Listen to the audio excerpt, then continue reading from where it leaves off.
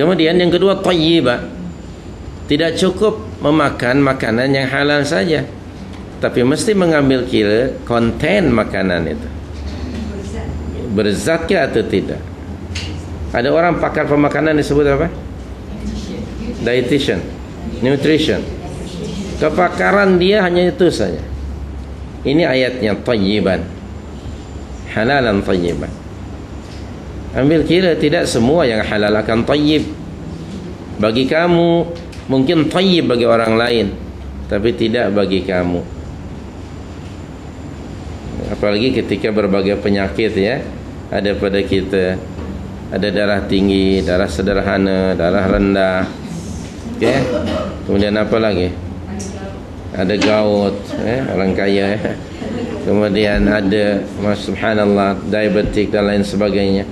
Itu perlu memilih mana yang thayyib, thayyiban di sini.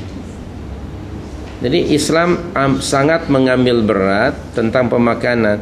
Jadi kalau tadi ada pakar pemakanan, ayat ini sudah 14 abad membincangkannya. Dan Nabi adalah seorang pakar dalam soal pemakanan. Jangan lupa itu.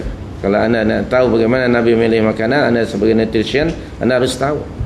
Bahkan makanan yang harus diambil, dimakan, bukan sekedar halal, thayyiban. Bahkan di dalam surah Al-Kahfi ada kalimat apa? Azka ta'aman. Allahu akbar karim.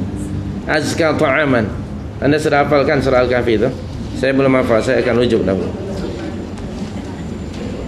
Okey.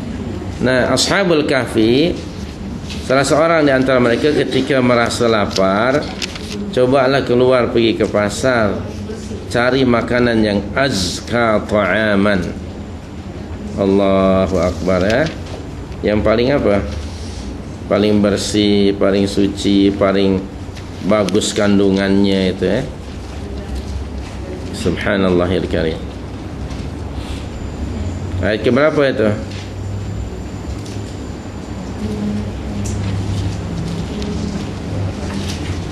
Ayat 19, lama sangatlah. Falyanzur ayyuha azka ta'ama. Ada tak di tengah-tengah ayat tu? Baris yang ketiga dari bawah. Ada tak? Ayo. Fab'athu ahadakum biwariqikum hadhihi ilal madinah falyanzur ayyuha azka ta'ama. Itu dia. Maka suruhlah salah seorang di antara kamu pergi ke bandar Al-Madinah, bandar pekan. Falyanzur ayyuha azka ta'ama. Pergilah salah seorang di antara kamu ke bandar dengan membawa wang perakmu ini. Sebut waraqah, wang perak. Kita harus kembali ini kepada dinar ataupun dirham. Bayangkan 309 tahun ya, tidak hancur dan tidak musnah wang mereka yang mereka bawa. Berbeza dengan wang kertas kan, sekejap saja dan dia dapat dimanipulate. Kita harus kembali ke zaman atau penggunaan emas dan perak wang kita. Sudah ada hura-hura dahulu di zaman Dr. Mahathir untuk kembali kepada dinar. Bahkan di di Kelantan kalau sudah tak salah sudah mulai ya mereka menggunakan dinar emas kan. Baik, kemudian falyanzur ayyuha azka ta'ama. Hendaknya dia apa? Melihat manakah makanan yang azka, atyabu, azka, ahsanu. Kalimat azka is superlatif dari zaki, yang the best quality.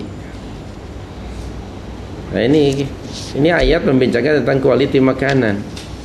Konten makanan sekarang barulah kita kalau nak beli apa-apa kita tengokkan apa di kontennya. Disebut ada berapa gram diperincikan. Ayatnya sudah ada, azka ta'ama. Ambil berat tentang hal ini. Demikian yang boleh saya ini, anda bolehlah gunakan ayat itu sebagai dalil bahawa agama Islam mengambil berat tentang kesehatan dan kualiti makanan.